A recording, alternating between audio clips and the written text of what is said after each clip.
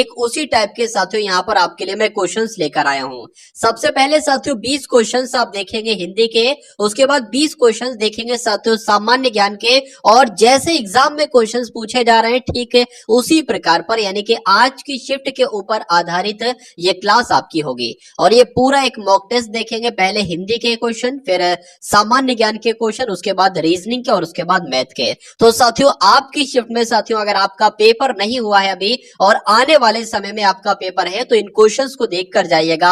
मेरा मानना है साथियों एग्जाम आपका बहुत आराम से क्रैक हो जाना चाहिए। तो पहला क्वेश्चन आपकी स्क्रीन पर है कि जिसकी भुजाएं घुटनों तक लंबी हो उसके लिए एक शब्द अगर आपसे पूछा जाए तो आपको बताना है साथियों अजानुबाहु, और ये एग्जाम में आपके क्वेश्चन ट्रेंड करेगा। उसके बाद देखिए किस शब्द की वर्तनी अशुद्ध है बताइए। देखिए यहां पर अगर बात करें साथियों, अगर बात करें ग्रह ऐसा ही लिखा जाता है, कृष्ण भी ऐसे लिखा जाता है और कृपा भी ऐसे लिखा जाता है, लेकिन घृणा की अगर बात करते हैं तो कुछ इस तरीके से लिखा जाता है। तो कौन सी साथियों वर्तनी यहां पर अशुद्ध होगी, जो ऑप्शन नंबर ए में लिखी हुई। उसके बाद देखिए साथियों कि जिसकी जड़ ना हो, यानी कि जिसकी जड़ नहीं हो उसको हम लोग क्या कहेंगे साथियों, उसको क्या कहा जाएगा, उसको निर्मूल कहा जाएगा। ये बात आपको मालूम होना चाहिए, इस प्रश्न का सही जवाब आपको मालूम होना चाहिए। उसके बाद देखिए दधी का साथियों अगर तद्भव रूप की बात करते हैं तो दधी एक, अगर बात करें देखिए एक तत्सम शब्द है, एक तरीके से बात करें दधी का तद्भव रूप आपसे पूछा गया है तो दही हो जाएगा, यानी कि आंसर अगर आपका भी ऑप्शन नंबर सी के साथ तो बिल्कुल करेक्ट भाई, बहुत बढ़िया, वेरी गुड क्लास। साथियों एसएससी जीडी की अगर बात करें इस बार आपको एक सीट मैं दिलवा कर रहूंगा। जितनी भी साथियों अभी तक मैंने क्लासेस कर दी हैं वो सभी क्लासेस साथियों आपके एग्जाम के लिए बहुत इंपॉर्टेंट होगी, और वो सारी क्लासेस अगर आप देख लेते हैं और इस क्लास को साथियों आप लोग एक बेहतर अंदाज में फुल कंसंट्रेशन के साथ साथियों अगर आप देख लेते हैं तो एग्जाम को क्रैक करना कोई मुश्किल काम नहीं है, बहुत आसान आपके लिए हो जाएगा। अति उपसर्ग का मतलब क्या होता है आपसे पूछा जा रहा है। देखिए किसी काम की अति कर दी जाए, मतलब बहुत ज्यादा वो काम कर दिया जाए, तो एक ट्रिक है, एक तरीके से आप लोग ध्यान रख सकते हैं, तो बाहुल्य आप लोग ध्यान रखेंगे, यानी कि अति उपसर्ग का मतलब क्या होता है, तो बाहुल्य होता है। उसके बाद देखिए अगले नंबर का प्रश्न आपकी स्क्रीन पर है कि प्रतिकूल का विलोम क्या होगा, तो प्रतिकूल का विलोम क्या होगा साथियों, अनुकूल होगा। आंसर आपका जाएगा ऑप्शन नंबर सी के साथ। उसके बाद देखिए निम्नलिखित में से एक विष्णु का पर्यायवाची नहीं, देखिए विष्णु के पर्यायवाची कौन कौन से होते हैं ये आपको मालूम होना चाहिए। कमलेश की अगर बात करें ये विष्णु का पर्यायवाची है, और कमलाकांत भी विष्णु का पर्यायवाची है, और अगर बात करें कमलापति भी विष्णु का पर्यायवाची है, लेकिन कमलासन साथियों विष्णु का पर्यायवाची नहीं है, तो यही आपका जवाब हो जाता है। उसके बाद देखिए निम्नलिखित शब्दों में से किस एक का लिंग परिवर्तन हिंदी भाषा में प्रचलित ही नहीं है। देखिए चाचा का हो जाएगा साथियों, लिंग बदल जाएगा, चाचा का चाची, बहन का अगर बात करें भाई हो जाएगा, भैंसा का भैंसिया हो जाएगा, लेकिन कोयल की अगर बात करें तो हिंदी पुल्लिंग और स्त्रीलिंग इसका नहीं होता, कोयल है तो कोयल है साथियों, ऐसा नहीं करेंगे कि कोयली है या कोयला है। चलिए उसके बाद देखिए नेक्स्ट नंबर का क्वेश्चन आपकी स्क्रीन पर है कि निम्नलिखित में से कौन सा वाक्य सही है, ये आपसे पूछा जा रहा है। तो श्री राम 14 वर्ष के बाद वन से वापस लौटे, ये सही वाक्य होगा, या श्रीराम 14 वर्ष के बाद वनवास से वापस लौटे, या श्रीराम 14 वर्ष बाद वन से वापस लौटे, या श्रीराम 14 वर्ष के बाद वन से लौटे, क्या आपका राइट आंसर होना चाहिए। यानी कि जो शुद्ध वाक्य लग रहा है बिल्कुल सही वाक्य आपका लग रहा है, ऑप्शन नंबर डी वाला लग रहा है, तो जिनका भी आंसर यहाँ पर डी है तो बिल्कुल करेक्ट है। उसके बाद देखिए जिसके पेट में माँ ने रस्सी बांधी हो उसको क्या कहा जाता है, तो उसको साथियों दामोदर कहा जाता है। ये आपके एग्जाम में क्वेश्चन पूछा जा सकता है कि जिसके पेट में माँ ने रस्सी बांधी हो उसे कहते हैं दामोदर। उसके बाद देखिए पैतृक शब्द में साथियों अगर प्रत्यय आपसे पूछा जाए तो आप क्या बताओगे। अब बहुत सारे की अगर यहां पर बात करें पैतृक की शब्द की अगर बात करें इसमें प्रत्यय क्या होगा साथियों, आप लोग ध्यान रखेंगे अक नहीं होगा, इसमें प्रत्यय इक होगा। तो आंसर की अगर बात करें आंसर आपका जाएगा ऑप्शन नंबर सी के साथ। उसके बाद देखिए निष्काम शब्द में उपसर्ग क्या होगा बताइए। देखिए निष्काम की उपसर्ग की बात करें ना तो निस जो है ना ये इसका उपसर्ग हो जाएगा, और नीचे जो हलंत लगा है वो हलंत भी लगेगा, बिना हलंत वाला साथियों राइट आंसर ना लगा देना वरना वो आपका गलत हो जाएगा। उसके बाद देखिए आम के आम गुठलियों के दाम, ये एक लोकोक्ति है, और इस लोकोक्ति का मतलब साथियों क्या होता है, दोहरा लाभ, एकदम फायदा, जो व्यक्ति अपना हित अनहित ना समझे, या उपयुक्त में से कोई नहीं। तो कहा जा सकता है साथियों डबल प्रॉफिट यानी कि दोहरा लाभ ही इसका मतलब होगा आम के आम गुठलियों के दाम का। उसके बाद देखिए शुद्ध वर्तनी वाला शब्द बताइए, इसमें से कौन सा शब्द बिल्कुल सही लिखा हुआ है। तो मेरे हिसाब से साथियों ऑप्शन नंबर डी वाला वाला जो ईर्ष्या शब्द लिखा हुआ ये बिल्कुल सही है, तो यही आपका बिल्कुल सही जवाब हो जाता है। होश उड़ जाना इस मुहावरे के लिए मतलब क्या होगा साथियों, इसका मतलब क्या होगा आपसे एग्जाम में पूछा जाएगा, इसलिए बता दीजिए। घर फूक तमाशा देखना नहीं, घिग्गी बंधना नहीं, सिट्टी बिट्टी गुम हो जाना। बिल्कुल साथियों, बिल्कुल डर जाना, होश उड़ जाना या सिट्टी बिट्टी गुल हो जाना एक ही बात है। तो आंसर जिनका सी था तो बिल्कुल करेक्ट था। जान के लाले पड़ना ये एक मुहावरा है और इसका मतलब आपसे पूछा जा रहा है स्वयं को संकट में डालना, ये होगा मतलब गंभीर संकट में होना या संकट टलना। संकट टलना तो नहीं हो सकता, मुसीबत में गुजारा करना ये होगा। तो कह सकते हैं साथियों इसका जो सबसे सटीक जवाब होगा वो ऑप्शन नंबर बी के साथ जाएगा, यानी कि गंभीर संकट में होना। ये किसका मतलब है साथियों, जान के लाले पड़ने का मतलब है। अब उसके बाद देखिए कर्तव्य शब्द का उदाहरण आपसे पूछा जा रहा है, मतलब कर्तव्य शब्द का प्रत्यय पूछा है। कर्तव्य में प्रत्यय क्या होगा, तव्य प्रत्यय होगा, लेप प्रत्यय होगा, अनियर प्रत्यय होगा। आपको साथियों बताना है इस प्रश्न का सही जवाब आपका क्या होगा। साथियों अभी तक अगर आपने टारगेट सिलेक्शन इस चैनल को सब्सक्राइब नहीं किया है तो इस चैनल को साथियों सब्सक्राइब करके एक घंटे का निशान होगा उसको क्लिक करके एक बार ऑल पर साथियों क्लिक कर लीजिए, ताकि जैसे एसएससी जीडी का फुल मॉक टेस्ट साथियों इस चैनल पर आए तो तुरंत आपके पास नोटिफिकेशन आ जाए। उस नोटिफिकेशन पर क्लिक करके आप वो वीडियो साथियों देख सको। तो कुल मिला के साथियों जो भी आपका एनालिसिस हो रहा है मैथ और रीजनिंग का भी मैं एनालिसिस करता रहता हूं, ठीक है। तो उस वीडियो को भी साथियों जरूर देखिएगा। आपकी जो आने वाली शिफ्ट है उसमें बहुत आपको फायदा मिलेगा, इतना फायदा मिलेगा कि कम से कम जो प्रथम पहले नंबर पर आपने पोस्ट दी है वो पोस्ट आपको मिल जाए। चलिए कर्तव्य की अगर बात करें इसमें साथियों प्रत्यय जो है ना वो तब वही, इसलिए सही जवाब आपका ए के साथ जाएगा। पीछे पीछे चलने वाले इसका मतलब क्या होता है, तो उसको साथियों क्या कहा जाता है, उसको अनुगामी कहते हैं जो पीछे पीछे चलता हो। तो आंसर यहाँ पर जिनका भी ऑप्शन नंबर बी तो बिल्कुल करेक्ट है। उसके बाद देखिए किस शब्द में आवा प्रत्यय नहीं है। देखिए दिखावा की अगर बात करें इसमें भी साथियों आवा प्रत्यय, और चढ़ावा में भी आवा प्रत्यय है, और भुलावा में भी साथियों आवा प्रत्यय है, लेकिन लावा में आवा प्रत्यय नहीं है तो यही आपका बिल्कुल सही जवाब हो जाता है।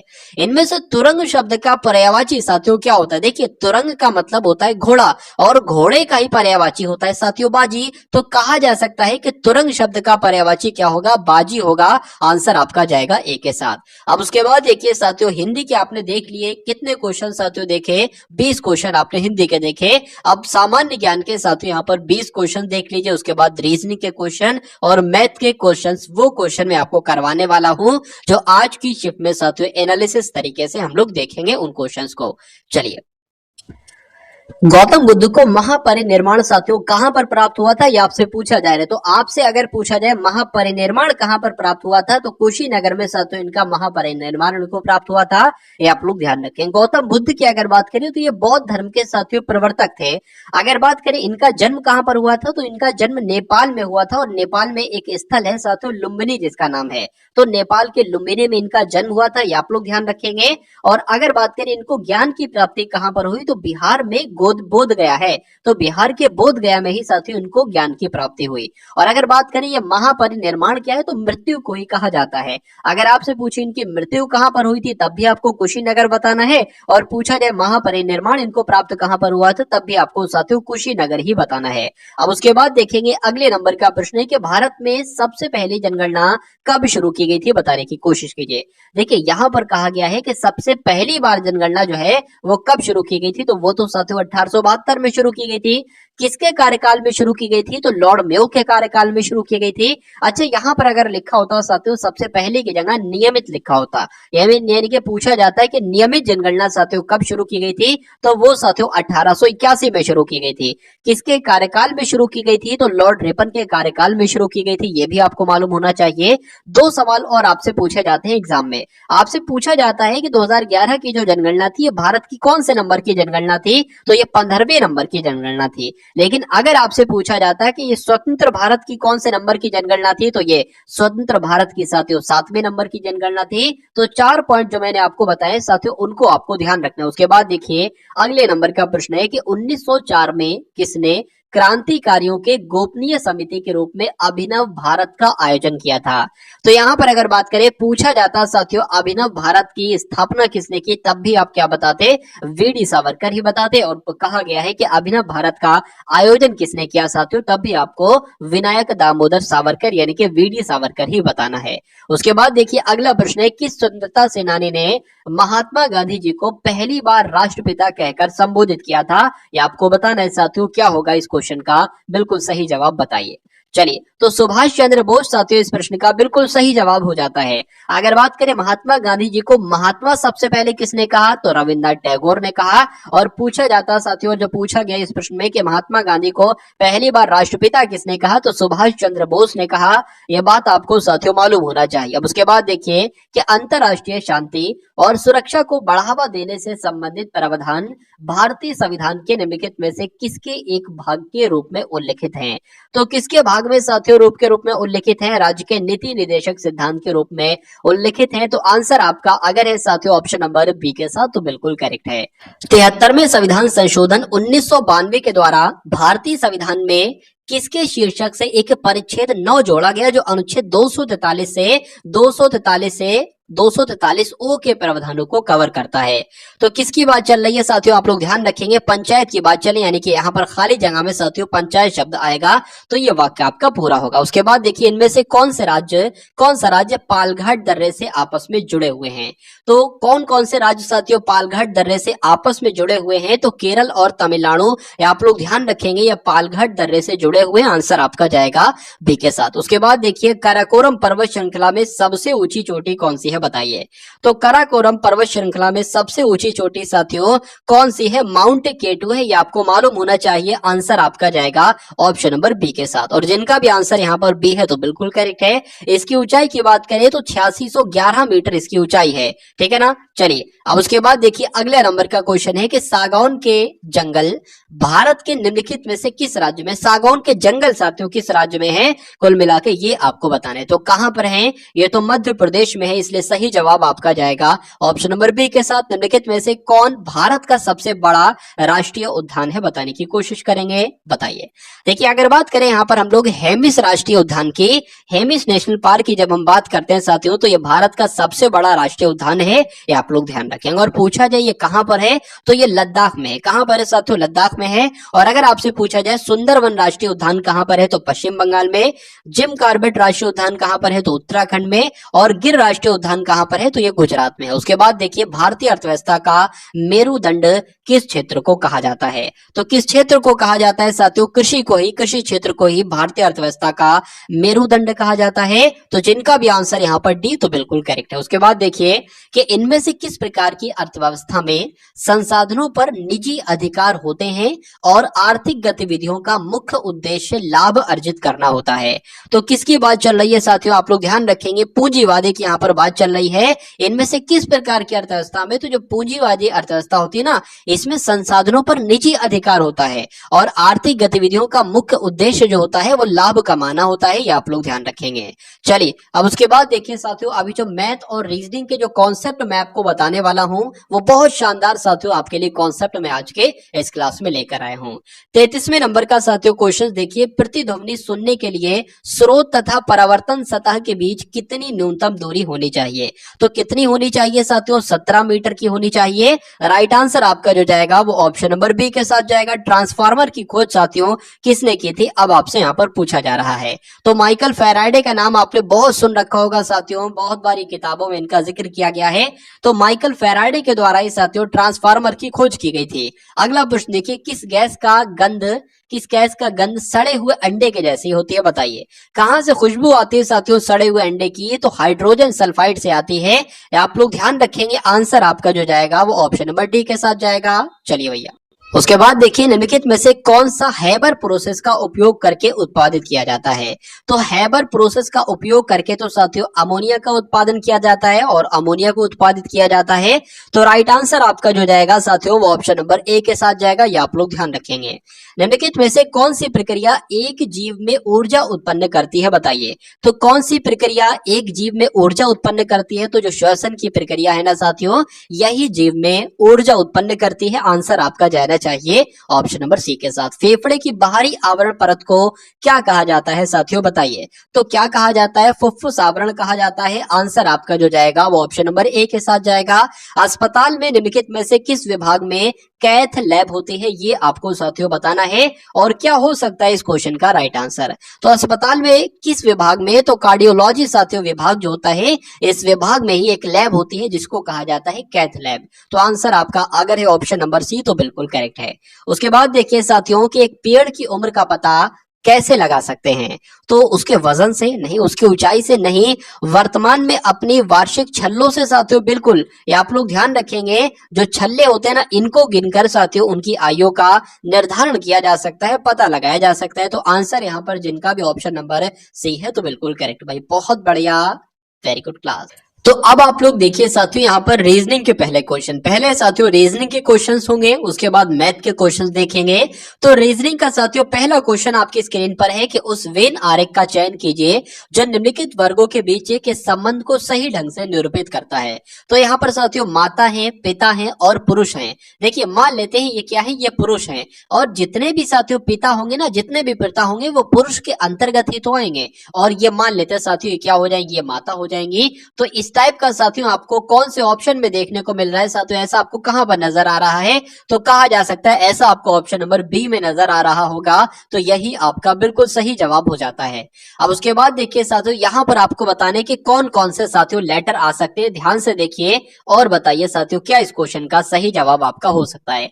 देखिए एक यहां पर लेटर आएगा, और बात करें यहां पर एक नहीं बल्कि यहां पर दो लेटर आएंगे, ठीक है। यहां पर साथियों दो लेटर आएंगे, और यहां पर कितने लेटर आएंगे, यहां पर भी एक तरीके से साथियों दो लेटर आएंगे, और यहां पर एक, यहां पर एक और यहां पर एक। अब देखिए सबसे पहले आपको काम ये करना है कि इन लेटर्स को काउंट कर लीजिए कितने आखिर ये लेटर्स हैं।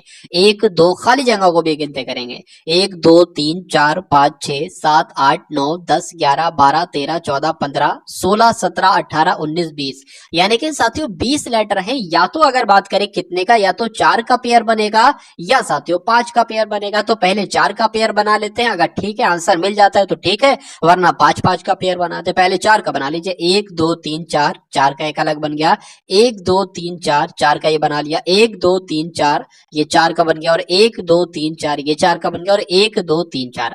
अब देखिए साथियों अंत में क्या आ रहा है, आर क्यू आ रहा है, अंत में यहां पर भी आर क्यू है।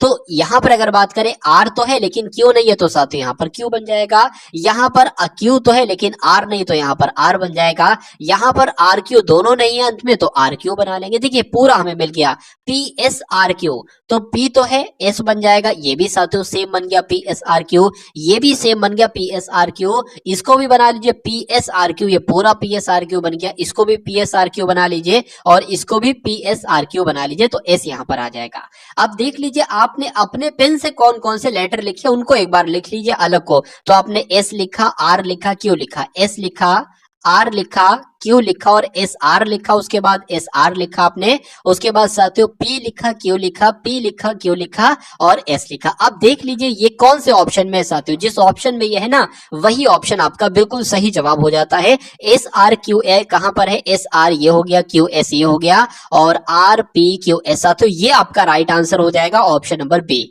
उसके बाद देखिए अगले नंबर का साथियों क्वेश्चन आपकी स्क्रीन पर आ चुका है, देखिए और बताइए सही जवाब आपका क्या होगा।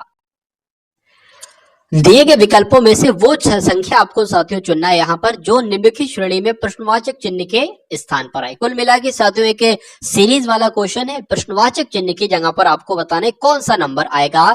देखिए और बताइए सही जवाब क्या होगा। देखिए सिंपल सी बात है, पहले 16 में कितना माइनस यहाँ पर हुआ है, तो -7 माइनस हुआ है, 16 में 7 माइनस करेंगे तो 9 आ जाएगा।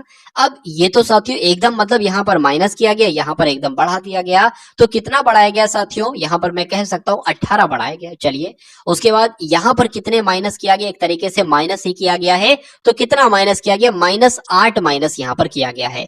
ये भी एकदम साथियों बढ़ गया, मतलब गुणा हो गई। और इसकी अगर बात करें 76 से अगर बात करें यहाँ पर साथियों 9 माइनस किया गया है। देखिए यहाँ पर पहले में 7 माइनस किया, एक छोड़ा, दूसरे में 8 माइनस किया, उसके बाद छोड़ा, 9 माइनस किया, मतलब 7 माइनस किया, 8 माइनस किया, 9 माइनस किया, तो इसको छोड़ेंगे, यहाँ पर साथियों 10 माइनस करना होगा। और जब यहाँ पर साथियों 10 माइनस करेंगे तो 335 में से 10 माइनस करने पर 325 आपका आंसर आ जाए। क्या 325 ऑप्शन में है कहीं पर? तो बिल्कुल साथियों ऑप्शन में है, लेकिन अभी हमें दुविधा है कि ये जो हम एक एक को छोड़कर कर रहे हैं कि ये सही होगा। अब अगर बात करें, देखिए ये 9 से आपको इतना तो आपको पता चल गया, इसका इसका ठीक है ना, इसका ये तो आपको पता चल गया, लेकिन अब इसका मतलब क्या होगा, ये यहां पर अगर बात करें 9 तियां आपका कितना होता है साथियों, 27 होता है। तो 9 से 27 हुआ, 9 तियां 27 हो गया। उसके बाद क्या साथियों, 19 तियां 27 होता है? तो नहीं साथियों, 19 चौक साथियों कितना होता है, ये 76 होता है। देख लीजिए, ठीक है, 19 चौक आपका मतलब इसकी गुणा 4 से हो जाएगी, ठीक है, और इसकी गुणा साथियों किससे हो जाएगी, 67 की अगर बात करते हैं तो 5 से आप गुणा कराओगे, 7 पंजे 35, 35 आ जाएगा, 35 का 5 आ जाएगा, 3 चला जाएगा, 6 पंजे 30 और 3 33 है। तो ये ऐसे होगा साथियों, मतलब इसकी गुणा 3 से, फिर अगले नंबर 4 से, फिर इसकी नंबर 5 से, और नीचे जो खेल चल रहा है वो 7 माइनस किया, फिर 8 माइनस किया, फिर 9 माइनस किया, तो फिर 10 माइनस करेंगे, तो ये नंबर बिल्कुल साथियों सही है और आंसर आपका ऑप्शन नंबर सी के ही साथ जाएगा। बहुत बढ़िया, वेरी गुड क्लास। अब उसके बाद देखिए साथियों, एक कथन आपके सामने, एक नहीं बल्कि 2 कथन आपके सामने हैं और 2 ही निष्कर्ष आपके सामने हैं। सबसे पहले आपको साथियों कथनों को पढ़ना है और फिर उसके बाद उसके अकॉर्डिंग निष्कर्ष देखिए और मुझे बताइए कि कौन सा निष्कर्ष सही है और कौन सा निष्कर्ष गलत है। पहले कथन में लिखा हुआ है कि कुछ तारे ग्रह हैं, तो ये मान लीजिए साथियों क्या हो जाएंगे, ये तारे हो जाएंगे। और मान लेते हैं साथियों क्या, इतने इतने तारे क्या हैं, इतने तारे ग्रह हैं। तो ये साथियों तारे हो गए और ये क्या हो गए, ये आपके साथियों ग्रह हो गए। उसके बाद कहा है कुछ ग्रह धूमकेतु हैं, तो मान लेते इतने ग्रह साथियों क्या हो जाएंगे, इतने ग्रह आपके साथियों क्या हो जाएंगे, धूमकेतु हो जाएंगे। अब निष्कर्ष पढ़िए और निष्कर्ष को देखकर बताइए कौन सा निष्कर्ष सही है। कुछ धूमकेतु ग्रह हैं, कुछ धूमकेतु, बिल्कुल साथियों इतने धूमकेतु क्या है, ग्रह हैं, ये बिल्कुल सही हो जाएगा। सभी तारे धूमकेतु हैं, तो तारे तो साथियों यहां पर हैं और धूमकेतु यहां पर है, दूर दूर तक कोई नाता नहीं, कोई रिश्ता नहीं, तो ये आपका गलत हो जाएगा साथियों। कुल मिला के अगर बात करें, कथन एक सही है और ऐसा कहां पर लिखा हुआ है, ऐसा कहां पर लिखा हुआ है साथियों, ऐसा तो आपका ऑप्शन नंबर डी में आपको नजर आ रहा होगा। तो एग्जाम में साथियों इस टाइप का क्वेश्चन आपसे पूछा जाएगा तो आपको छोड़ के नहीं आना है, बल्कि उस क्वेश्चन का सही जवाब देकर आना है। चलिए अब उसके बाद देखिए साथियों, यहां पर अगर बात करें, लिखा हुआ है कि जिनके फलकों पर 1 से 6 तक, ये तो लिखा ही होता है साथियों, 1 से 6 तक फलक होंगे, उस संख्या का पता लगाइए जो संख्या 6 वाले फलक के विपरीत है। चलिए तो इसको भी देख लेते हैं साथियों, क्या इसमें है क्या नहीं है। 6 के विपरीत आपको बताना है। मान लीजिए अगर ये 2 है, 2 का विपरीत क्या होगा, 2 का विपरीत इधर वाला होगा, 3 के उधर वाला होगा, ठीक है ना। तो ऐसे ही साथियों 6 का विपरीत आपसे पूछा जा रहा है।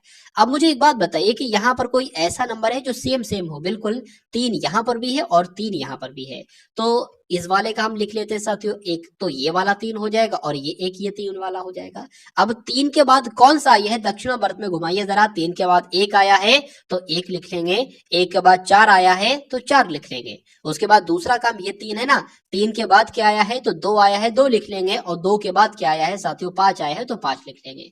इसका मतलब ये होता है, हमें ये पता चल गया कि 4 का अगर विपरीत आपसे पूछा जाता तो आप 5 बताते, अगर 1 का विपरीत आपसे पूछा जाता तो आप 2 बताते, लेकिन यहाँ पर 3 का विपरीत पूछा गया, 3 का नहीं साथियों 6 का विपरीत पूछा गया है। तो अगर बात करें साथियों, अब बचा ही क्या, अब बचा क्या, 1 भी हो गया, 2 भी हो गया, 3 भी हो गया, 4 भी हो गया, 5 भी हो गया, तो 3 का विपरीत पूछा गया है साथियों, जाहिर सी बात है यहाँ पर 6 नंबर ही आएगा मजबूरन, क्योंकि 6 ही साथियों नंबर होते हैं टोटल। तो कुल मिला के अगर बात करें साथियों, यहाँ पर अगर बात करें कुल मिला के, मतलब कुल मिला के 6 वाला आपसे पूछा गया, तो 6 का विपरीत क्या होगा, तो 6 का विपरीत जो होगा ना साथियों, वो एक तरीके से 3 ही होगा, ठीक है ना, 3 ही होगा, तो 3 ही आपका राइट आंसर जाएगा। और जिनका भी आंसर यहाँ पर ऑप्शन नंबर ए है तो बिल्कुल करेक्ट भाई, बहुत बढ़िया, वेरी गुड क्लास। चलिए अब उसके बाद देखिए साथियों, यहाँ पर मैं आपको दिखला देता हूँ थोड़ा सा जूम करके यहाँ पर। चलिए अब यहाँ पर देखिए साथियों और बताइए सही जवाब क्या है। यहाँ पर आपको जो ये आकृति आपको ये नजर आ रही ना,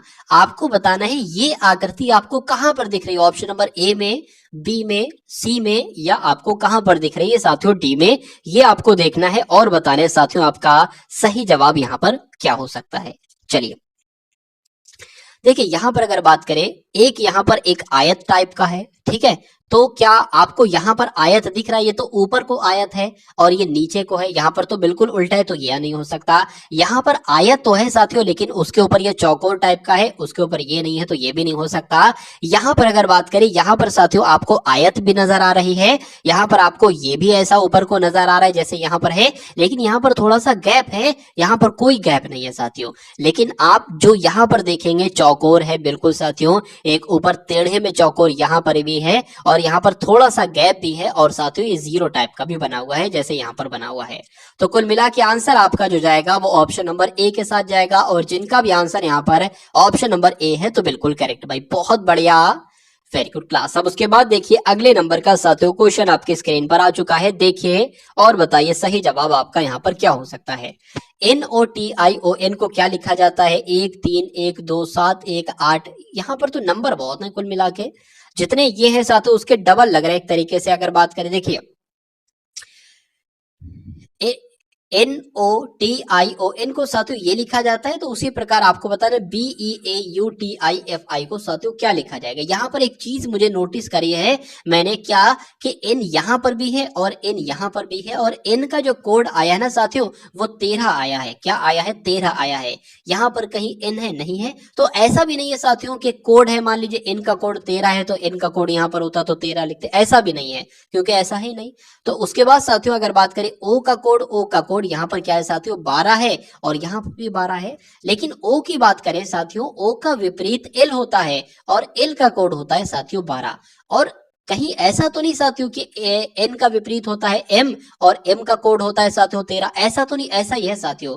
T का विपरीत की अगर बात करें साथियों G होता है, और G का यहाँ पर लिखा हुआ एक तरीके से लेटर पोजीशन 7 होती है। तो समझ में आ गया साथियों। अब क्या है देखिए, B की जगह पे क्या लिखेंगे? B का विपरीत क्या होता है? Y होता है, और Y होता है साथियों 25 नंबर पर। तो 25 कहां पर लिख रहा है आपको? एक तो ये दिख रहा है, ये दिख रहा है, ये दिख रहा है, ये दिख रहा है। उसके बाद अगर बात करें Y का विपरीत क्या होता है? Y का विपरीत साथियों B होता है, तो 2 होना चाहिए। अब 2 यहां पर है, यहां पर है, या तो साथियों ये आंसर होगा या आपका ये आंसर होगा। ठीक है, चलिए उसके बाद अगर बात करें E का विपरीत क्या होता है? ठीक है, आपका LOVE आपने पढ़ा होगा ना, तो V हो जाएगा। V हो जाएगा। V किस पर आता है साथियों? 22 पर आता है, तो 22 यहां पर आ जाएगा। 22 साथियों सिर्फ यहां पर है ना, यहां पर है, और ये तो आंसर ही नहीं छोड़ सकता। तो कुल मिला के आपका आंसर जो जाएगा वो ऑप्शन नंबर ए के साथ जाएगा। सारा आपको चेक नहीं करना है। क्यों आप सारा चेक करके टाइम वेस्ट करोगे? सारा चेक करोगे तब भी आंसर यही होगा, और छोटा सा चेक किया है तब भी आंसर यही होगा। एग्जाम में आपको साथियों बिल्कुल ऐसी गलती नहीं करना है, क्योंकि टाइम बहुत कम होता है साथियों आपके एग्जाम में। चलिए अब उसके बाद देखिए साथियों अगले नंबर का क्वेश्चन आपके स्क्रीन पर आ चुका है, देखिए और बताइए सही जवाब आपका क्या हो सकता है। देखिए 6 मित्र हैं ABCDEF, एक सीधी क्षैतिज पंक्ति में उत्तर की ओर मुंह करके बैठे हैं। चलिए तो साथियों एक पंक्ति यहां पर है, यहां पर कुल मिला के 6 लोग बैठे, 1 2 3 4 5 6, 6 लोग यहाँ पर बैठे हैं। कहा गया है कि उत्तर की तरफ मुंह है, इनका सबका मुंह ऊपर की तरफ है। बैठे हैं। F और C के बीच में कौन बैठा है साथियों? B बैठा है। ठीक है, तो F और C के बीच में हम बैठा लेते हैं साथियों, F और C के बीच में, F और C के बीच में साथियों B आपका बैठ जाएगा। उसके बाद लिखा हुआ है कि E जो है ना, E ये C के दाईं ओर तीसरे स्थान पर है। तो C कहां पर है? C यहाँ पर है, और C का दायां किधर होगा साथियों? इधर को होगा। तो तीसरे स्थान पर मतलब 1 2 3, तो यहाँ पर साथियों E आ जाएगा। ठीक है, उसके बाद क्या लिखा हुआ है? D जो है ना, D ये E के बाईं ओर ठीक बगल में बैठा है। E किधर है? E ये है। E का बायां किधर होगा? ये होगा। तो D साथियों यहाँ पर बैठा है। उसके बाद कहा गया है कि B के दाईं ओर दूसरे स्थान पर कौन बैठा है? B के दायां ये होगा, ये होगा। तो बताना है आपको कि यहाँ पर कौन बैठा है। देखिए अगर बात करें यहाँ पर A की सिर्फ कमी है, A से F तक है ना, तो A से F तक सब है, सिर्फ A की कमी है, तो A साथियों यहाँ पर होना चाहिए। कुल मिला के आपका भी आंसर जाएगा जहां पर ऑप्शन नंबर A लिखा होगा, यानी कि A लिखा होगा जो कि ऑप्शन नंबर B में लिखा हुआ है। उसके बाद देखिए अगले नंबर का साथियों क्वेश्चन आपकी स्क्रीन पर है कि जटिल का सरल से वही संबंध है जो संकुचन का है। देखिए जटिल की अगर बात करें ना, तो जटिल का विलोम होता है साथियों सरल, जटिल का विलोम होता है सरल। और जब हम बात करते हैं साथियों संकुचन का विलोम क्या होता है, तो संकुचन के विलोम की अगर बात करें, संकुचन का विलोम साथियों प्रसार होता है। तो आंसर यहां पर अगर है आपका ऑप्शन नंबर बी, तो बिल्कुल करेक्ट भाई, बहुत बढ़िया, वेरी गुड क्लास। इस क्वेश्चन को देखिए साथियों, और इस क्वेश्चन का सही जवाब आपका क्या हो सकता है बताने की कोशिश कीजिए। देखिए, लेटर पोजीशन की अगर बात करें तो के का अगर बात करें साथियों एल आया है, आई का यहाँ पर जेड आया है, ऐसा कुछ हो रहा है तो लेटर पोजीशनिंग साथियों करा लीजिए। के की बात करें साथियों, के आपका 11 पर आता है, आई 9 पर आता है, एल साथियों आपका 12 पर आता है, ओ आपका 15 पर आता है। तो यहाँ पर मैं 12 लिख देता हूँ, यहाँ पर साथियों 12 पर आता है, ओ आपका 15 पर आता है, जी 7 पर, और आर 18 पर, ए 1 पर, और एम साथियों 13 पर आता है। अगर उसके बाद साथियों यहाँ पर अगर बात करें तो एल आपका फिर 12 पर आता है, जेड 26 पर आता है। अब मैं इसकी करा रहा हूं, क्यू साथियों 17 पर आता है, और एफ 6 पर आता है, और एन 14 पर आता है, के 11 पर, एच 8 पर, और जे आपका 10 पर आता है। यहां पर अगर बात करें साथियों कैसे क्या हो रहा है, देखिए यहां पर है ना, ये आपका 11 है और 11 से ये 10 हो गया, यहां पर 9 है और यहां से 8 हो गया है, यहाँ पर 12 है साथियों और ये 11 हो गया है, और यहाँ पर क्या है, यहाँ पर 15 है तो यहाँ पर 14 हो रहा है। तो इस टाइप से साथियों हो रहा है, मतलब इसमें आपको एक घटाना, इसमें एक घटाना, इसमें एक घटाना है। तो मैं कह सकता हूं कि 1 2 3 4 5 6 7 8 8 है साथियों, कितने हैं, 8 हैं। तो 8 डैश हम लोग खींच लेते हैं यहाँ पर, 1 2 3 4 5 6 7 8। अब ए में से अगर एक घटाएंगे ना साथियों तो कितना आएगा, तो जेड आएगा, तो यहाँ पर जेड आएगा। अब ऑप्शन में से देखिए कहां पर जेड है साथियों, तो ऑप्शन नंबर डी में जेड है, तो यही आपका राइट आंसर है। एग्जाम में अब आपको आगे और चेक नहीं करना, यही आंसर होगा, लेकिन मैं आपको पूरा करके दिखला देता हूं। आई होता है साथियों 9 पर, 8 हो जाएगा आपका, एच आ जाएंगे यहाँ पर, आर होता है 18 पर, 17 पर आ जाएगा साथियों, क्यू आ जाएगा, और यहाँ पर साथियों सी है तो यहाँ पर साथियों बी आ जाएगा, और फिर अगर बात करें साथियों यहाँ पर क्यू आ जाएगा, फिर ये जेड आ जाएगा, फिर ये साथियों ई आ जाएगा, और फिर ये एस आ जाएगा। तो कुल मिला के आंसर आपका जो जाएगा वो ऑप्शन नंबर डी के साथ जाएगा। भाई बहुत बढ़िया, वेरी गुड क्लास। अब उसके बाद देखिए साथियों अगले नंबर का प्रश्न आपकी स्क्रीन पर है, देखिए और बताइए सही जवाब आपका यहाँ पर क्या हो सकता है, बताइए। चलिए, यहां पर अगर बात करें, एक वस्तु के अंकित मूल्य पर 10% की और 5% की क्रमिक छूट देने के बाद वो वस्तु 3420 रुपए में बेची जाती है। वस्तु का अंकित मूल्य आपसे पूछा जा रहा है। अच्छा, ये जो छूट दी गई ना, ये अंकित मूल्य पर ही छूट दी गई है। मान लेते हैं साथियों अंकित मूल्य, हम यहाँ पर अंकित मूल्य पूरा पूरा लिखें या एक्स लिख दें, यहाँ पर एक्स लिख देते हैं, ज्यादा आसान रहेगा, बार बार अंकित मूल्य बहुत लंबा चौड़ा नहीं लिखना पड़ेगा। तो अंकित मूल्य पर 10% की छूट दी गई, यानी कि 90 रुपए में वो दिया गया, 90% में वो दिया गया, तो 90/100 आ जाएगा। उसके बाद कहा गया कि फिर से 5% की छूट दी गई, यानी कि साथियों फिर वो 95 रुपए में दिया गया, यानी कि 95% में दिया गया, और ये दो छूटे देने के बाद वो वस्तु साथियों 3420 रुपए में बेची जाती है, यानी कि बराबर 3420 आ जाएगा। अब अंकित मूल्य आपसे पूछा जा रहा है ना, और अंकित मूल्य आपका x है, तो इसको पूरे को कैलकुलेट करो और x का मान निकाल दो, वही आपका आंसर हो जाएगा। अब इसको छोटा कर लीजिए, 0 से 0 कट जाएगा, 5 दूना आपका 10 हो जाएगा, और 5 एकम 5, 5 नीम आपका 45 हो जाएगा। अब अगर बात करें साथियों x बराबर क्या आ जाएगी, ये 3420 है, 3420 ऐसा ही हो जाएगा। अगर बात करते साथियों ये 10 है और ये साथियों 20 है, तो यहाँ पर कुल मिला के 200 आपका आ जाएगा। और नीचे साथियों क्या आ जाएगा, नीचे आपका 19 आ जाएगा, और कितना आ जाएगा साथियों 9 आ जाएगा। इतनी सी बात है साथियों। चलिए, अब अगर बात करें ना साथियों, देखिए 3 से कट कर लेना, 3 एकम 3, 3 3 9 हो जाएगा, और 3 एकम 3, 3 एकम 3, इसको कट कर रहे हैं, 3 एकम 3, 3 एकम 3, 3 चौक आपका 12, और ये 0 हो जाएगा। फिर से एक बार कोशिश कीजिए 3 से कट करने की, तो 3 3 आपका क्या हो जाएगा साथियों 9 हो जाएगा, 2 बचेगा, 3 7 21, 3 8 24 हो जाएगी, आ जाएगा। तो अब अगर बात करें साथियों, क्या आपके सामने देखिए 19 एकम 19, 19 दूना आपका 38 हो जाएगा, यानी कि 20 की गुणा 200 से करना है, तो 2 दूना 4, यानी कि 4000 आपके इस प्रश्न का बिल्कुल सही जवाब हो जाता है। तो जिनका भी आंसर यहाँ पर ऑप्शन नंबर सी है तो बिल्कुल करेक्ट भाई, बहुत बढ़िया, वेरी गुड क्लास। अब उसके बाद देखिए साथियों अगले नंबर का क्वेश्चन आपके स्क्रीन पर है, देखिए और बताइए सही जवाब आपका यहाँ पर क्या हो सकता है। चलिए, बढ़िया क्वेश्चन है साथियों, देखिए और बताइए सही जवाब आपका क्या होगा। कहा जा रहा है कि एक वस्तु को 170 रुपए में बेचा जाता है, बेचने पर एक व्यक्ति को 15% की हानि होती है। कभी भी साथियों ऐसा कहे कि हमने किसी वस्तु को 200 में बेचा तो 10% की हानि हुई, तो 10% की हानि का मतलब साथियों ये हुआ कि उसको 90% में आपने बेचा, और कितने रुपए में बेचा, 200 रुपए में बेचा। कहा जाए 200 रुपए में बेचने पर 10% की हानि हुई, यानी कि 90% बराबर क्या हो जाएगा, 200 हो जाएगा। तो अब हमें 100% की वैल्यू निकालना होगी। कैसे निकालेंगे? 200 गुणा में 100 लगा देंगे और बटे में साथियों 90 आ जाएगा। तो इसको कैलकुलेट करोगे हमें 100% की वैल्यू मिल जाएगी, यानी कि वो मूल्य हमें मिल जाएगा जिस पर बेचने पर ना हमें प्रॉफिट हो ना हमें लाभ हो। अब अगर बात करते हैं साथियों इस क्वेश्चन की, तो 15% की हानि होती है, यानी कि उस वस्तु को 85% में बेचा जाता है और प्रश्न में दिया गया उसको 170 में बेचा जाता है। ठीक है, तो यहां पर अगर बात करें उसका क्रय मूल्य एक तरीके से क्या होगा, तो 100% का निकालने के लिए 170 इंटू 100 बटे में साथियों 85 आ जाएगा। ठीक है ना, 85 आ जाएगा, 17 एकम 17 हो जाएगा, 17 पंजे 85 हो जाएंगे, 5 एकम 5, 5 दूना आपका 10 हो जाएगा, 2 की 100 से गुणा करेंगे साथियों क्या आ जाएगा, 200 आ जाएगा। यानी कि कहा जा सकता है कि उस वस्तु का कॉस्ट प्राइस क्या होगा, 200 होगा, यानी कि क्रय मूल्य साथियों क्या होगा, 200 होगा।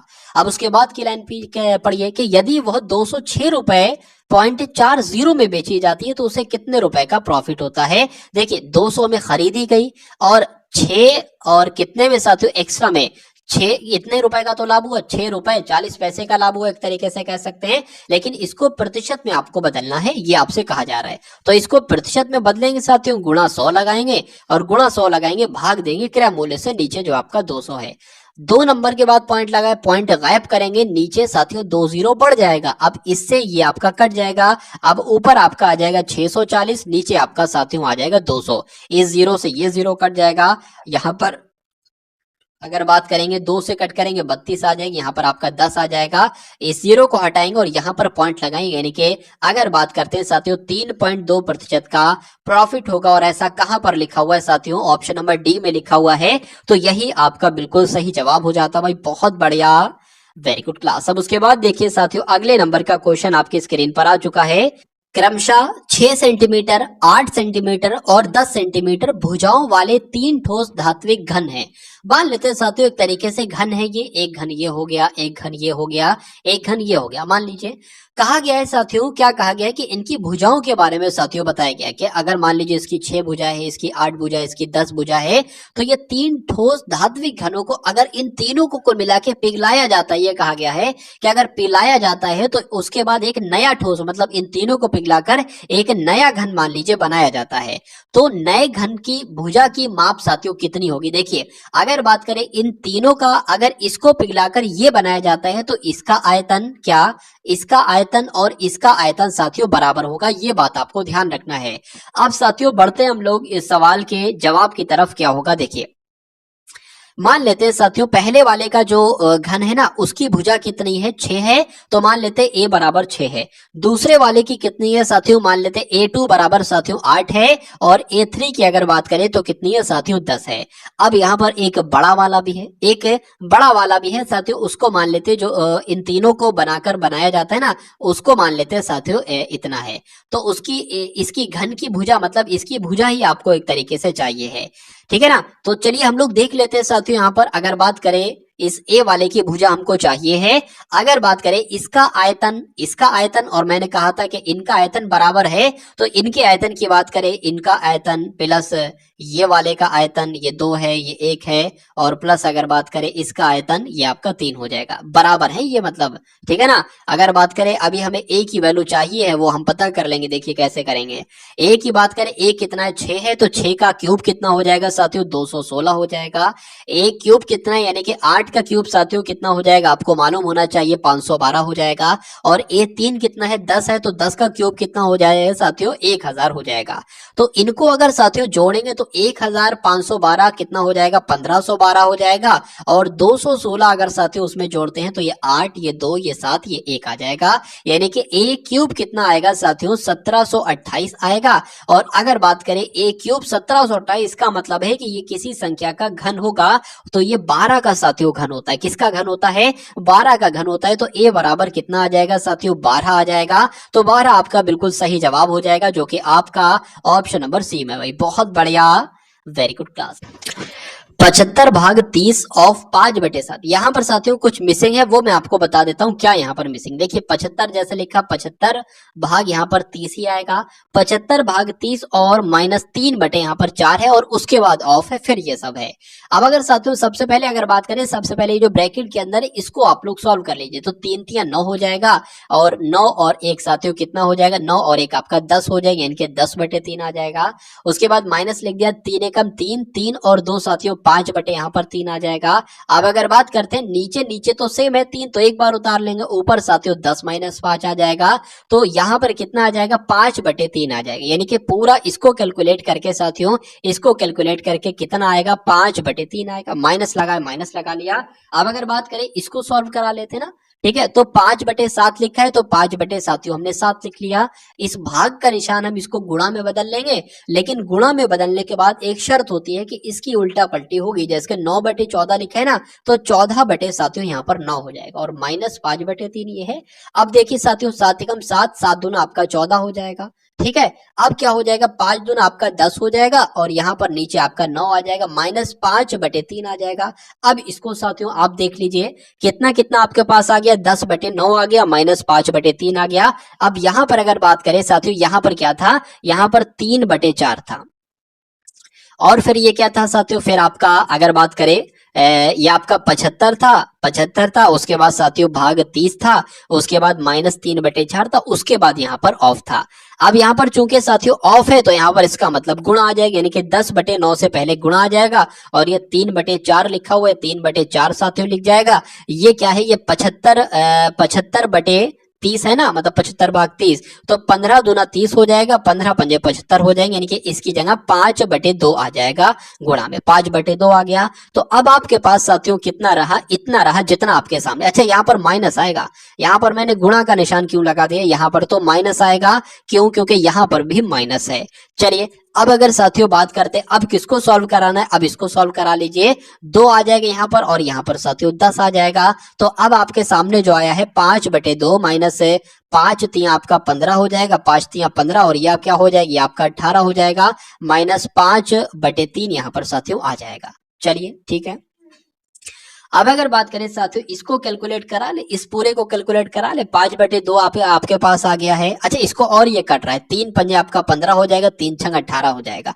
अब आपके पास साथियों क्या आया, अब आपके पास आया है 5/2 -5/6 -5/3 आपके पास आ गया है। देखिए अब अगर बात करें इसको और इसको कैलकुलेट करा लेते, 6 यहाँ पर है ना, इसको भी 6 बना लो, आसान रहेगा। इसको 6 बनाओगे तो साथियों 3 से गुणा कराओगे, और इसकी भी 3 से गुणा कराओगे, तो कहा जा सकता है ऊपर साथियों कितना हो जाएगा, ऊपर 3 पंजे 15 आपका हो जाएगा, और नीचे आपका कितना हो जाएगा, 6 हो जाएगा। तो नीचे तो 6 हो जाएगा साथियों, ऊपर 15 हो जाएगा, नीचे भी 6, नीचे भी 6, तो एक बार 6 आ जाएगा, और ऊपर 15 में से 5 जाएगा तो 10 आ जाएगा। यहाँ पर कितना था, 5/3 था। इसको भी साथियों ऐसा करो, 6 बना लो, तो 2 से इसकी गुणा कराओगे तो ये 6 बन जाएगा, 2 से इसकी गुणा कराओगे तो ये 10 बन जाएगा, नीचे भी 6, इधर भी 6, इधर भी 6 हो जाएगा, और 10 में से 10 जाएगा तो साथियों 0 बचेगा। तो आंसर आपका क्या जाएगा, 0/6 जाएगा। और जब ऐसा होता है कि 0 के बटे में कोई नंबर होता है, तो वहां पर आंसर आपका 0 ही होता है। तो 0 ऑप्शन में है, बिल्कुल है साथियों, ऑप्शन नंबर बी में है, तो यही आपका बिल्कुल सही जवाब हो जाता है। एक वस्तु का अंकित मूल्य 450 रुपए है। इसे 10%, X% और 20% की 3 क्रमिक छूटों के बाद इसको 267.30 रुपए में बेचा जाता है। X का मान आपसे साथियों यहाँ पर पूछा जा रहा है। देखिए अंकित मूल्य साथियों कितना है, अंकित मूल्य है 450। इस 450 पर, यानी कि इस अंकित मूल्य पर साथियों पहले जब 10% की छूट दी जाती है, यानी कि इसको 90% पे बेचा जाता है, क्या कह सकते हैं, 90/100 हो जाएगा।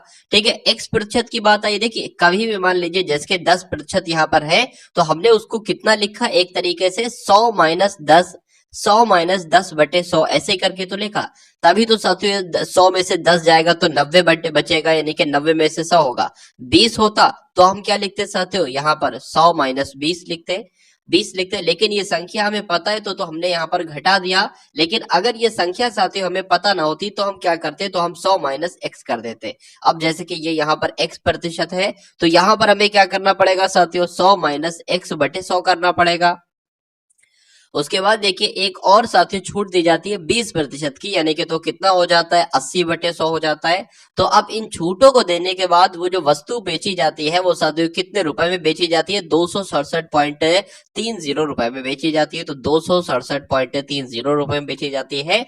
एक्स का मान आपसे पूछा जा रहा है, यानी कि ये जो एक्स है ना, एक्स, इसका मान साथियों आपसे पूछा जा रहा है कितने प्रतिशत की उसको छूट दी गई। चलिए, तो यहां पर अगर बात करें, देखिए x का मान आपको इस पूरे को कैलकुलेट कराना है और x का मान आपको निकालना है। इसकी अगर बात करें तो 20 चौक आपका 80 हो जाएगा, 20 पंजे आपका साथियों 100 हो जाएगा।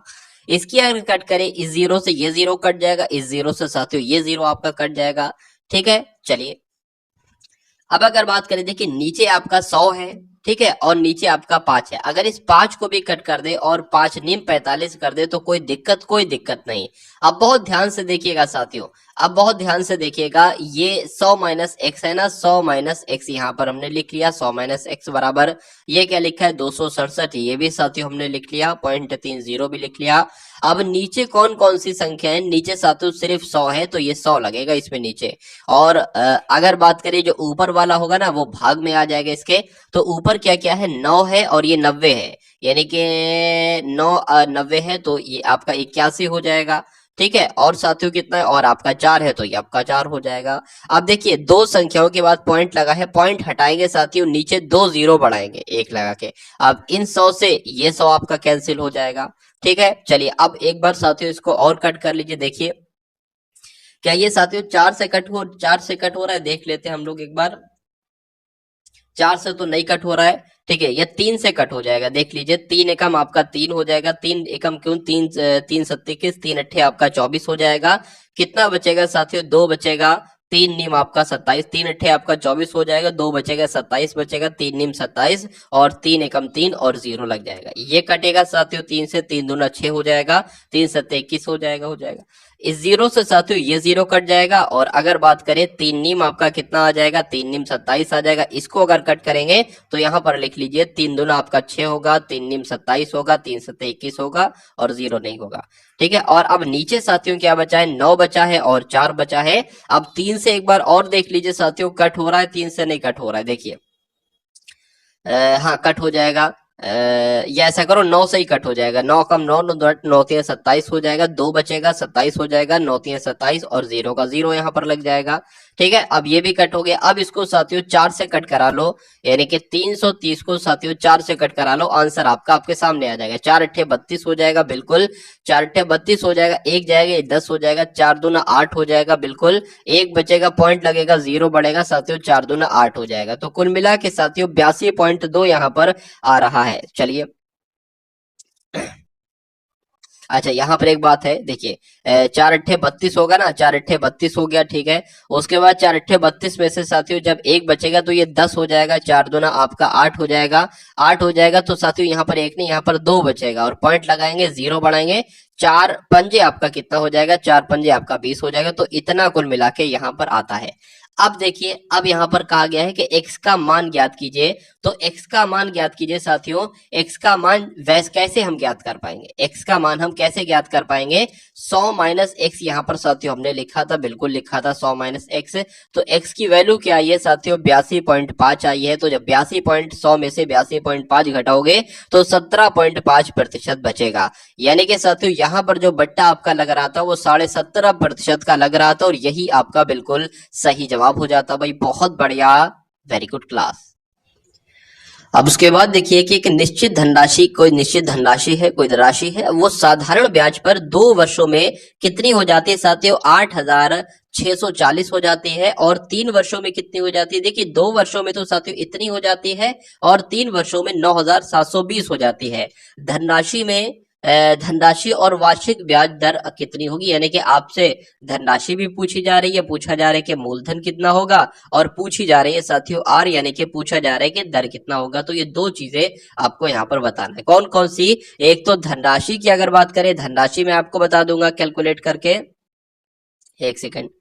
तो मैं आपको धनराशि बता दूंगा साथियों और मैं आपको दर बता दूंगा। चलिए यहाँ पर दर हो गई और धनराशि हो गई। अब यहाँ पर बहुत ध्यान से साथियों देखिएगा, देखिए यहाँ पर कहा गया है कि एक निश्चित धनराशि साधारण ब्याज पर 2 वर्षों में 8640 हो जाती है और 3 वर्षों में कितनी हो जाती है, 9720 हो जाती है। तो मैं कह सकता हूं साथियों 1 वर्ष का साधारण ब्याज कितना निकलेगा, इन दोनों को अगर साथियों माइनस कराओगे तो मैं कह सकता हूं 0 में से 0 जाएगा, 0 बचेगा।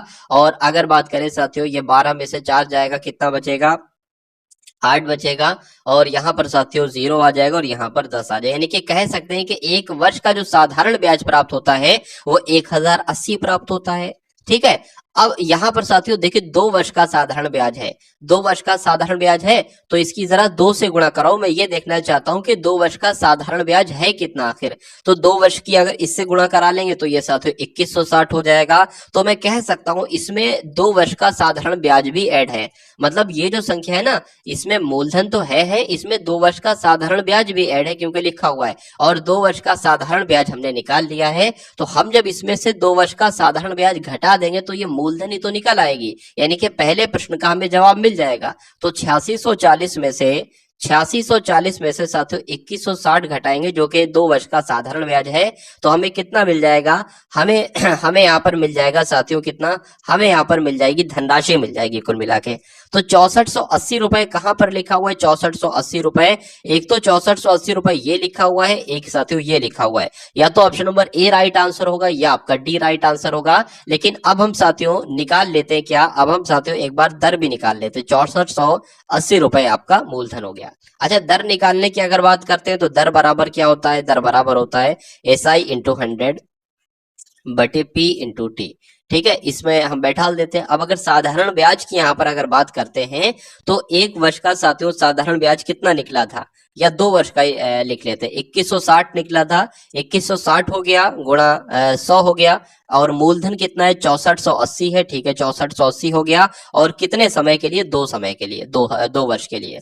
अब इसको अगर कट करने पर आए साथियों तो ये कैसे कट होगा, यहाँ पर मैं आपको बता देता हूँ। देखिए इस 0 से आपका ये 0 कैंसिल हो जाएगा, 2 एकम 2 हो जाएगा और इसको अगर कट करेंगे 2 एकम 2 0, 2 अट्ठे 16 हो जाएगा।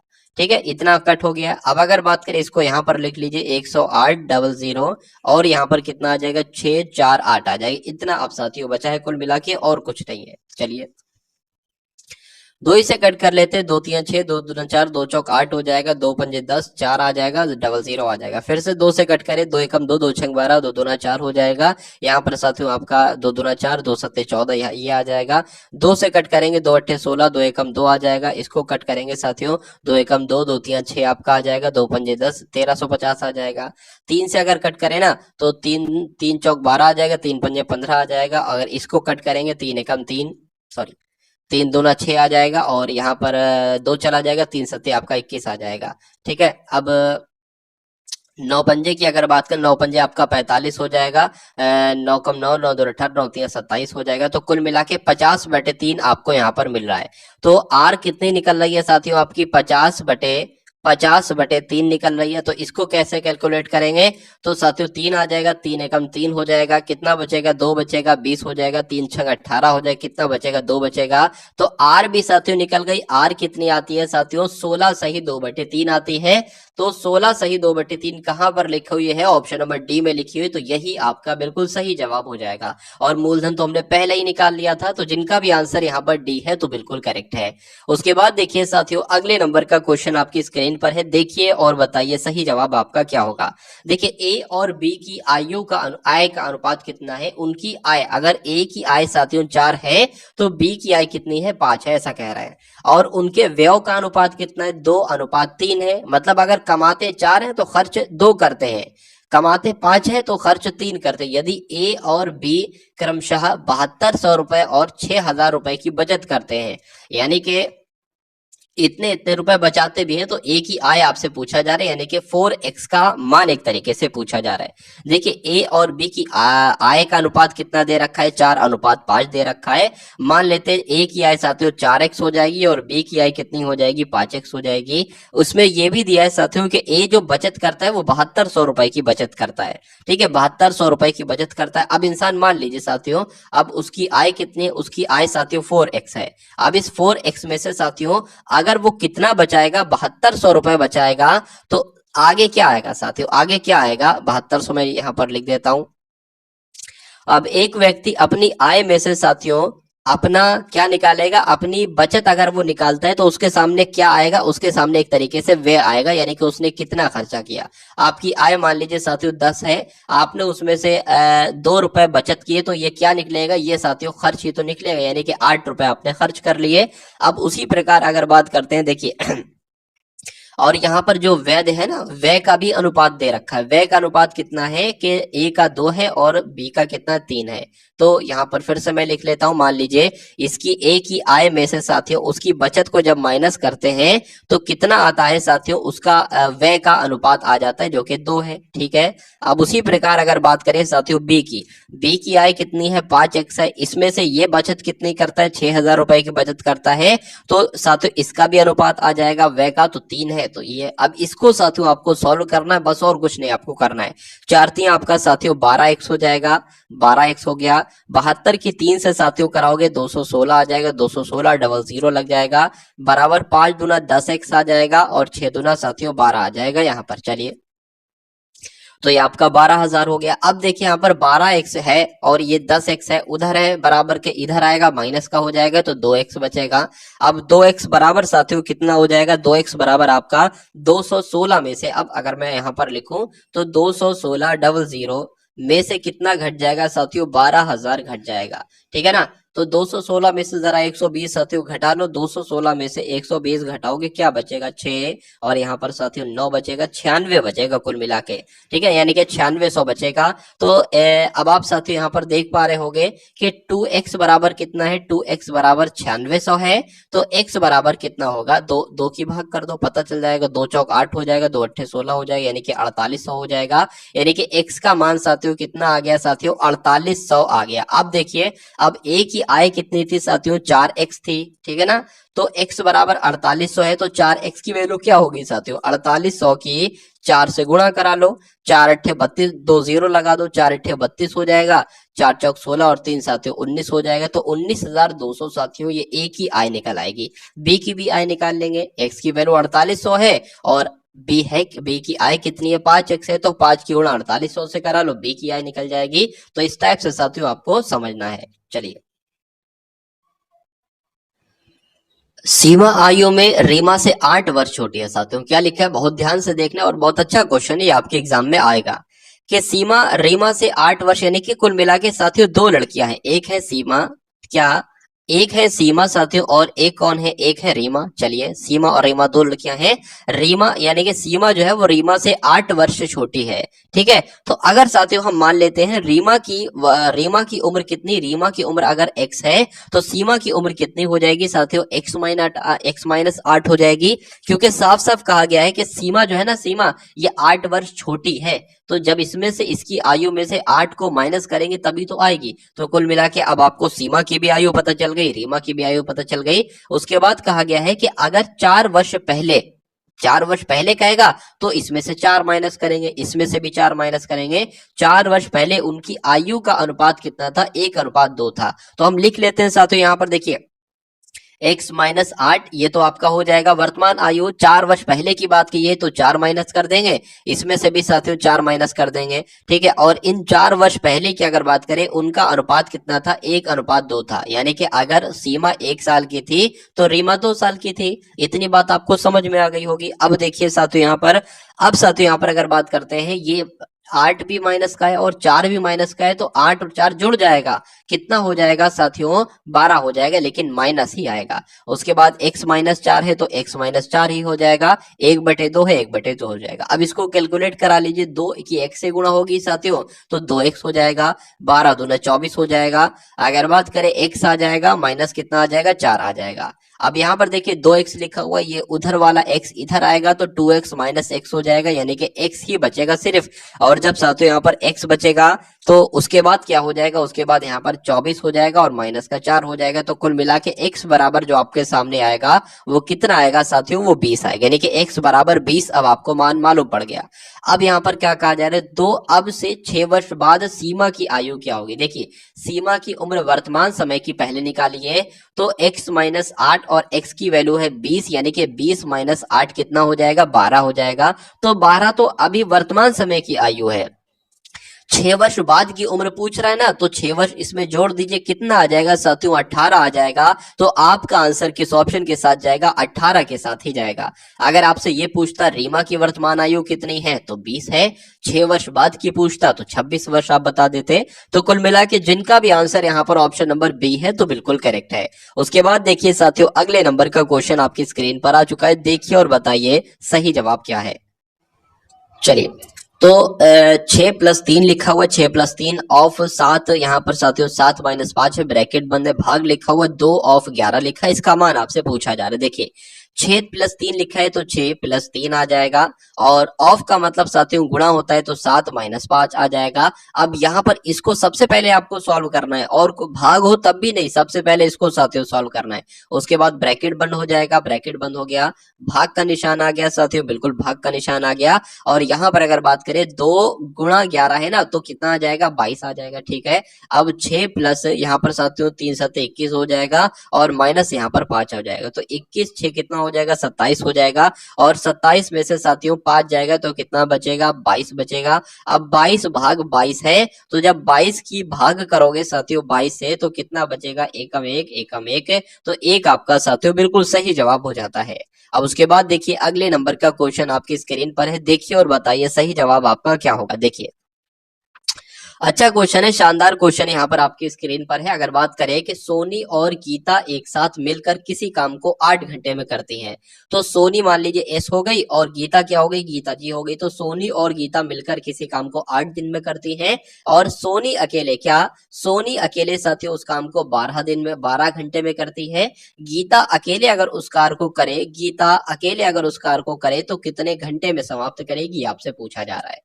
तो साथियों उसके बाद सेकंड स्टेप आपको करना होता है, यहाँ पर एक ऐसा नंबर लेना होता है जो कि 8 के पहाड़े में भी आए और 12 के पहाड़े में भी आए, और कितनी बार में आएगा, 8 3 24, तो 3 यहाँ लिख लोगे, 12 दूना 24 तो यहाँ लिख लोगे।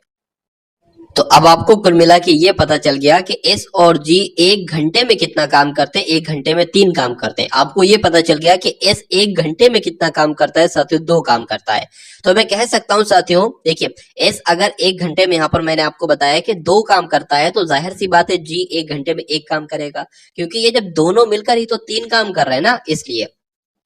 तो टोटल काम क्या है, टोटल काम साथियों 24 है, और जब टोटल काम 24 है और जी की अगर बात करिए 1 घंटे में 1 काम कर रहा है, तो ये 24 काम को कितने घंटे में निपटाएगा, 24 घंटे में निपटाएगा। तो आपसे यही पूछा गया था कि उस गीता अकेले उस काम को कितने घंटे में करेगी, तो 24 घंटे में करेगी। तो 24 कहां पर लिखा हुआ है साथियों, ऑप्शन नंबर डी में लिखा हुआ है, तो यही आपका बिल्कुल सही जवाब हो जाता है।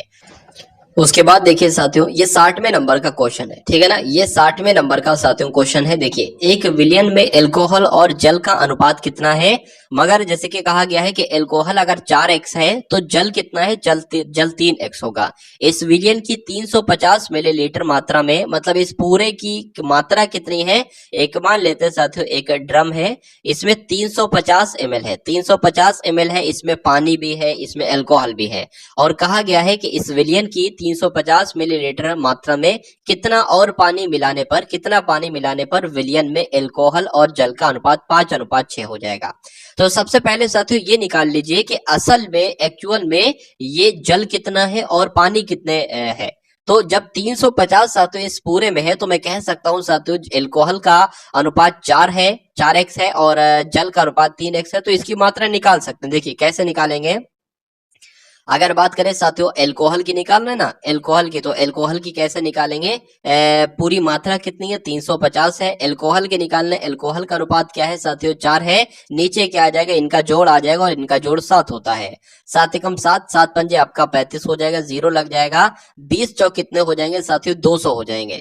तो 200 आपकी क्या निकल जाएगी साथियों, 200 आपकी एल्कोहल निकल जाएगी, ठीक है, 200 एल्कोहल निकल गई। तो अब जाहिर सी बात है साथियों 150 क्या निकल जाएगी, 150 आपकी किसकी मात्रा निकल जाएगी, जल की मात्रा निकल जाएगी। चलिए ठीक है, अब देखिए यहां पर अगर बात करें अब ये किस टाइप से होगा, देखिए भाई इस विलियन की 350 मिलीलीटर मात्रा में कितना पानी और मिला दिया जाए। 200 तो एल्कोहल है, ठीक है, 200 एल्कोहल है। जल कितना है, जल 150 है, और कह रहे हैं कि जल में कितनी मात्रा और मिला दे, तो मैं कहूंगा x मात्रा और मिला दो, ताकि मिलाने पर इसका विलियन का यानी कि एल्कोहल और जल का अनुपात जो है वो कितना हो जाए, वो 5:6 हो जाए। यानी कि एल्कोहल जो है वो 5 हो जाए और जल जो है वो 6 हो जाए, जब x में x मिला देते हैं साथियों, जल में x की मात्रा। तो कुल मिला के इसको कैलकुलेट कर लीजिए और x का मान निकाल लीजिए। 6 दूना आपका 12 हो जाए, यानी कि 1200 हो जाएगा। बराबर अगर बात करें यानी कि प्लस अगर बात करें, ठीक है, प्लस ही आएगा।